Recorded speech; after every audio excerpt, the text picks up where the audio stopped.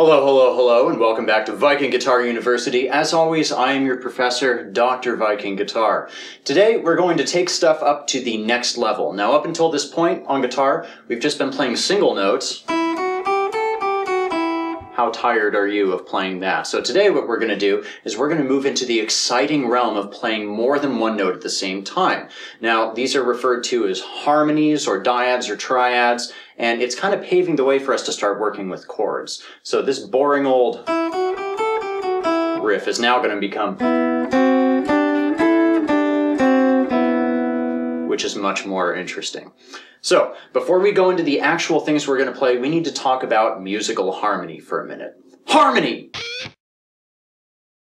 What harmony, the term, refers to is a kind of a complementary reverberance or vibrating between two or more notes. So, you can really harmonize any two notes on the fretboard. Some of them are going to sound horrible, like, maybe...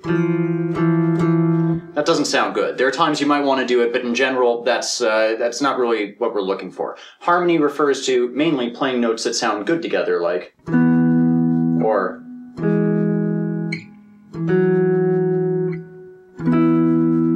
like that. It's the distance between the notes that's important. Now, the guitar is set up in terms of frets, and one of the things about playing guitar is it's real easy to always think of things in terms of, well, this is the 5th fret, or this is, if you want to play this riff, you need to play it on the 7th and 9th fret. That's fine, and it's a quick and easy way to do it, because if I tell you 7th and 9th fret, you go, 7th fret, 9th fret, done. Whereas if I say it's an E and a B note, it's confusing for a few ways, because first off, you might not know where all the E and the B notes are on the fretboard. Secondarily, even if I say E and B, you might go, well, which E and B is he talking about? This one, and this one, or this one, and this one, or this one, and this one, or this one, and this one. So it's much more ambiguous. But mainly you want to look at it in terms of which frets you're playing, but think about it in terms of which notes you're playing. Harmony is something that works with pretty much all tonal-based instruments. Piano, flute, whatever. Guitar, strangely enough. So what we're going to do is you're going to be looking through these following examples at my hand position and my finger position in terms of getting the frets, but what you want to be thinking about it in terms of is the actual notes. So remember, it's not the distance between the frets that's important to make two notes harmonious, it's the distance between the notes and if those notes ring out together. The reason this is important is because the guitar is set up in such a way, as I covered in the tuning video, where not all of the strings are tuned the same tonal distance from each other. So if you only think about it in terms of frets, and we're going to talk about power chords later on, but let's say you just think of a power chord as the root note and then 2 frets and 1 string over. That's fine and good until you get up around here and then you play that same shape, and that's not a power chord. That is. It's because of that 4th fret tuning difference. So think about it in terms of notes, in terms of the tonal distance, and how the frets and the fretboard is just kind of a function of expressing that tonal difference. So, now that we've covered some of the basis of harmony, we're going to get more into the theory part of it later. We're going to start by playing our first multi-note phrases.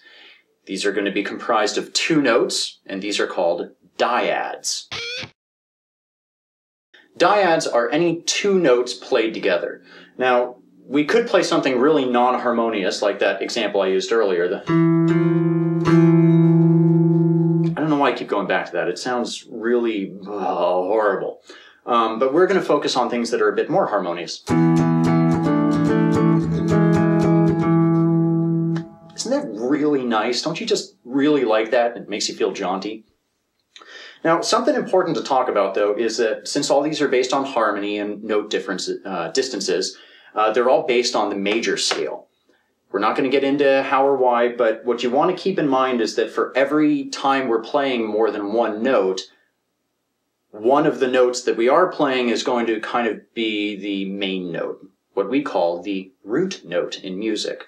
So even though I'm playing, let's say, these 2 notes, which is an E and A flat, or a G sharp, either way, the one note stands out more, and that's the root note. In this case, it's the E. And a good way to test that if you're not sure is, let's say you're just playing some random 2-note or 3-note thing somewhere, and you're like, okay, well, let's say I have this note, and let's say I have this note, and you play it. And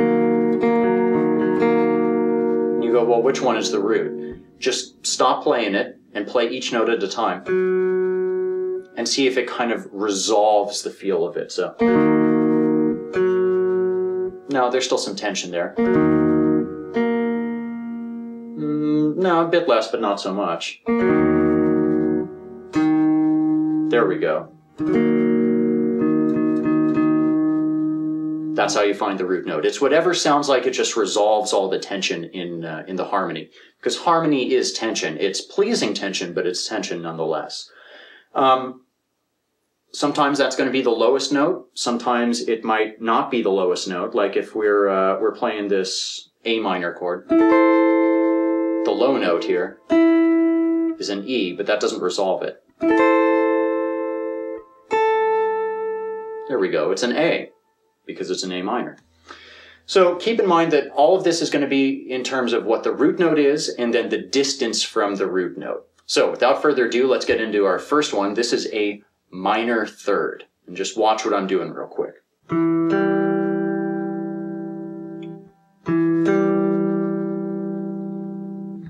Now, as you can see, this is the root note is going to be the lowest one here. So this is based in the key of E right now. And to make the minor third, we're going to go a distance from the root note of 1.5 whole steps, or whole tones. Now, you might remember from the earlier video, the way the notes are laid out. 2 frets is called a whole tone, or a whole step. 1 note is called a half tone, or a half step. So if you think about it in terms of our root note here at the E, to get a minor third, the next note is going to be 1.5 steps up. So that's 1 whole step and then another half step. Now we could play it on 1 string like that, but we can't play the notes together because it's 1 string. So we rearrange it so we have the root note on the A string here, and then we have the minor third harmony, which is the G note, up here on the next string. That way we can play it and have them both ring out. In this example, I'm using my ring finger on the 7th fret on the A string, and then my index finger on the 5th fret on the D string, and I just pluck those 2 notes. And it rings out. That's a minor third. We can play it anywhere on the fretboard in any key.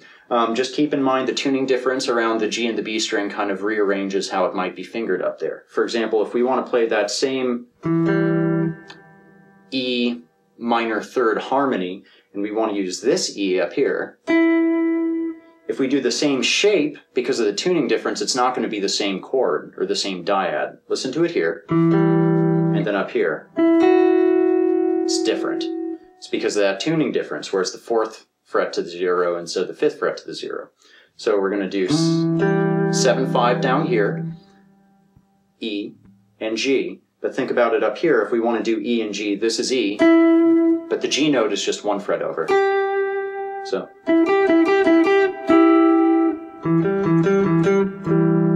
Just keep that in mind. That is a minor third. Now let's move on to a major third. Major third is very similar, but instead of being the root note and then a distance of 1.5 steps, it's going to be the root note and a distance of 2 steps. So 4 frets altogether. So once again in E, it's going to be, it's an E note and then a G sharp or an A flat.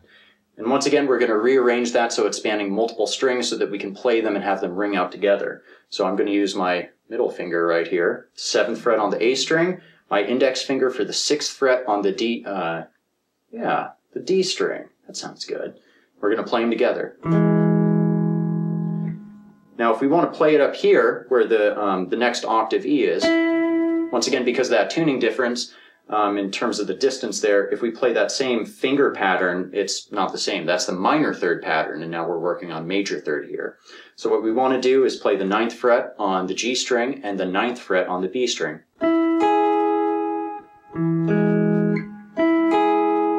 Now this brings me to an important point. When you're playing multiple strings with the same fret, there's a couple different ways to do it. One is you can use two different fingers. Like in this example, I can use either my index finger on one and my middle or ring or even pinky if you want to on the other. Or what you can do is you can use a single finger to bar across both of them. Barring is an important concept and something that we're going to get into a bit more later on down the road when we're playing full bar chords. But for right now, what you need to understand is that barring means using the same finger to play the same fret across multiple strings. It's fairly easy to do if you're just using two strings. What you want to do is plant your finger down like you would normally fret, and then roll it back a bit so that you're fretting both strings. Or just press it straight down across them. The other thing is you don't want to be pushing one as you fret the other like this, because that's, once again, changing the actual pitch of the notes. Once again, you can use one finger to bar them both, or two fingers. Down here it's, and that is a major third, the root note, and two steps.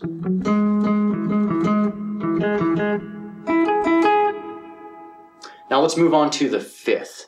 The fifth is one of my personal favorites. This is also called a power chord, and it's something you've probably heard of before if you're into power chords.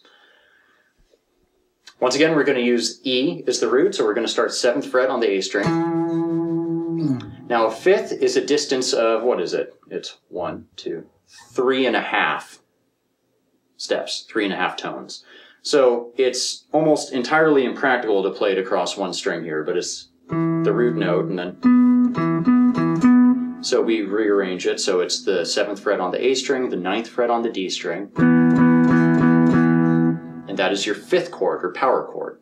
This is another one that's a lot of fun to play because you can double that root note an octave higher and play it like this. So you have the root, the 5th, and the octave. You can also double the 5th an octave lower and play the low 5th, the root, the high 5th, and then the high root octave. It's really full and cool, and it just sounds solid and powerful. So once again, to recap, this is a minor third, which is the root and a distance of 1.5 steps. This is a major third, which is the root and a distance of 2 steps. And then we're going to do a 5th, which is the root, and then the distance of 3.5 steps. So that would be 1, 2, 3.5. And then with the upper octave, and then with the lower 5th doubled. Now the last dyad we're going to talk about for right now, it's not really a dyad because we're not playing two notes, we're just playing two instances of the same note. This is just called an octave chord, and it's not really a chord per the definition, but it's a shapy finger. And once again, using the E note, we're just going to play the E, and then we're going to play the octave above it. So the 7th fret on the A string, the 9th fret on the G string. We're skipping that D altogether. Now when you play this, it's very singular, it's very resonant. But the important thing is that you're not also accidentally barring that D string, because it changes the feel of it. It adds a note that shouldn't be there.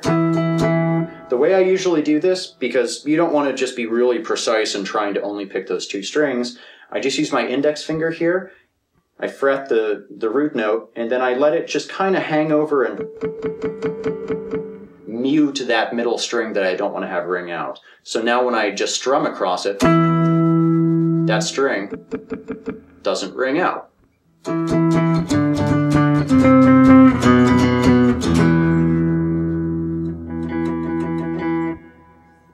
So now that we've covered our dyads, being a minor third, a major third, a 5th, and an octave, we're going to get into triads.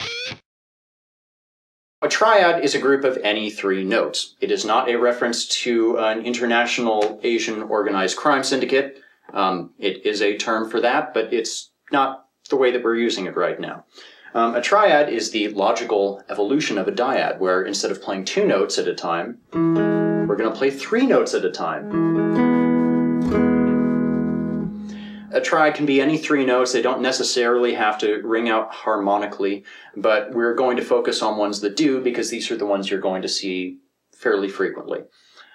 Triads are chords. We're going to talk more about chords in the next video, but just keep in mind a chord is any group of 3 notes that are certain intervals, which are tonal distances, like, you know, a whole 1.5 steps or something. A chord is any group of 3 notes that are specific intervals apart from the root note. So a lot of triads are going to be chords, but generally when we refer to chord, we're referring to something that's played across at least, you know, more than 3 strings, generally, usually all 6, and it's going to have a lot of those notes doubled. So the difference, I'd say, between a triad and a chord is that a triad is a chord, but not every chord is necessarily a triad, because chords can have more than 3 notes too. Triads are just 3 notes that ring out harmoniously together. We're going to keep this same thing that we've been doing, basing it all in the key of E, and we're going to start with a minor third triad. Now what this is going to be is it's going to be that root note, the E. It's going to be the minor third, which is a whole 1.5 steps up. So, and then it's going to be the 5th. Now if you remember, the 5th is 3.5 steps up. So the 3 notes involved in the E minor triad are, and if we arrange that across 3 strings so that we can play it and have all notes ring together, we're going to have our pinky on the 7th fret here on the A string, which is an E note. Then we're going to use our middle finger to fret the 5th fret on the D string, which is a G note. And then we're going to use our index finger to fret the 4th fret on the G string, which is a B note. So it sounds like this.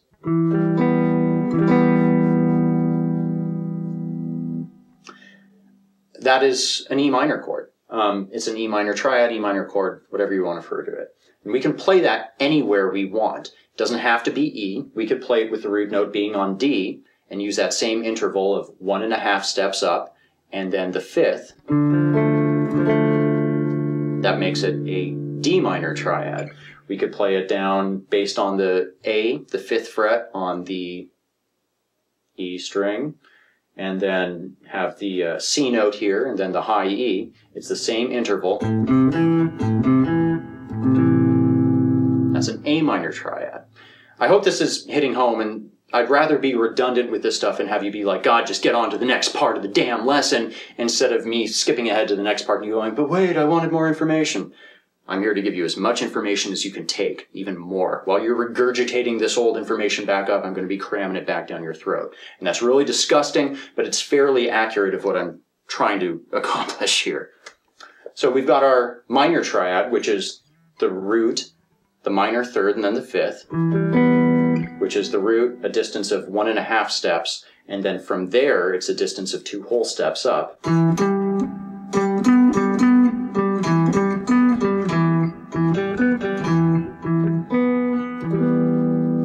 For a major triad, it's very similar. We're going to start with the root note. We're going to get that major third, which is 2 whole steps. And then we're going to add the 5th, which is 1.5 steps up from that 2nd note. So, and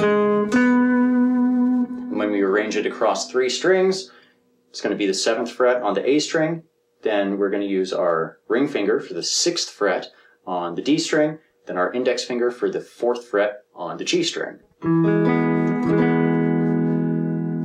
Now once again, because of the tuning difference, and I should have covered this with the minor chord too, if we play it up across the G and B string area here, we're going to have to account for that tuning difference. So this is why it's important not to just focus on what the frets are, but what the notes are. If we take a look at the notes in an E major triad, we have E, we have G sharp, and we have B. So if we want to arrange it up here, let's find the E, which is here. Then if we want to find a G sharp, it's here. And then a B is the 7. So it would be 9, 9, 7. And we could play it with our ring finger on the 9th fret on the E string, our pinky 9th fret on the B string, and then our index 7th fret on the high E. It's all very nice. Once again, just keep in mind that as we adjust for the tuning difference around here, the finger positions are going to change. So learn the notes, and the fingering positions, but rely on what the notes are. Just because you're playing the proper finger position, if the notes are wrong, because you screwed up the finger position, it's going to sound horrible. It's going to be no one's fault but your own, because I'm force-feeding this down your throat. So I'm absolved from whatever musical faux pas you commit. So far, you might want to think of these triads in terms of distances. Like, I keep saying 1.5 steps and then 2 steps, right? But 1.5 step difference from the root to the minor third, why not just call that a minor third interval? Maybe because everyone calls it a minor third interval, and that's why we're going to call it a minor third interval. So whenever I say minor third interval, I'm talking about the distance of 1.5 steps. Whether our root note is the E, like there, or the B, it's that same distance of 1.5 steps. It's a minor third interval. Now, when we built our dyad, all we had was the root and then the minor third interval. When we built our minor triad, that third note could be expressed in terms of another interval. So for the first note, the root, it's just the root. And then to pick the second note, we could go up 1.5 steps, or a minor third. And then from that note, we could go up 2 steps, or a major third. And the reason I'm calling that a major third is because if we take our root note and then go up 2 whole steps, that's a major third. So a minor triad is the root note, and then a minor third up, and then a major third up from there.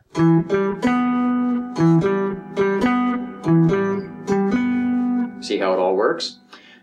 So the root, a minor third up, and then a major third. Root, minor third, major third. For a major chord, it's the root, the major third, and then the distance from the major third up to the next note is just a minor third. 1.5 steps. So root, minor third, major third is a minor chord. Root, major third, minor third is a major chord. But what happens if we do root, minor third, minor third? Doesn't that sound evil? It's because it's called a diminished chord. Fun fact, this is also called the devil's triad because it's very dissonant. It sounds very ominous and very evil. Things aren't right when that's playing. But you get that just by playing the root note and then a harmony of a minor third and then another harmony of a minor third. So I've played it a few times now. You can see it's basically just taking the root note. You want to play it with your pinky generally. Then you can do either your ring or your middle, whichever's more comfortable. I generally do my middle to play the minor third. So in this case, it's going to root is 7 on the A string, which is an E note. Then we're going to play the 5th fret on the D string, which is a G note. And then we're going to play the 3rd fret on the G string, which is A sharp. Yeah, it's an A sharp. So like this. That is a diminished chord. So a minor third, once again, just to pound this into your brain, a minor third is root, then a minor third up, and then a major third up. As a minor third triad. Major third triad is root, major third, and then a minor third. Diminished is a root, minor third, minor third. And then the last one we're going to talk about is an augmented chord. And you can probably guess what this is. We've done root, minor, major, root, major, minor, root, minor, minor. How about root, major, major? It's another weird kind of dissonant sounding chord, kind of a jazzy sort of chord. I don't know anything about jazz, so if you're a jazz guy and that's wrong and you're like, it's not a jazz chord, don't worry about it. Root note, then up a major third, which is going to be 2 steps. And then from there, we're going to go up another major third, or 2 steps.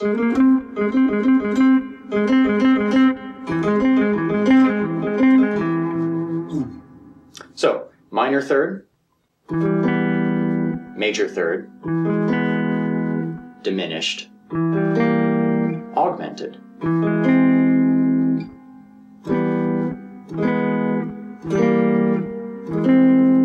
They don't sound that good together, but for right now, just remember that's what they are. Next lesson, we're going to cover actual chords and why they work. Full open chords, like your country folk chords.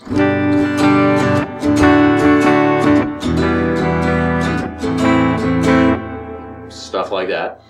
And we're going to talk a little bit more about music theory soon after that, because it's time. I keep making these allowances for, oh, just play what I'm doing and don't worry about why it makes sense, but we need to start teaching you some of this stuff. So prepare yourself, but it's not that hard. So this is Viking Guitar University. As always, I'm Viking Guitar. You can go to www.vikingguitaruniversity to download some chord diagrams for this lesson, watch the other video tutorials on guitar and home recording. And until next time, ladies and gentlemen, keep the world metal.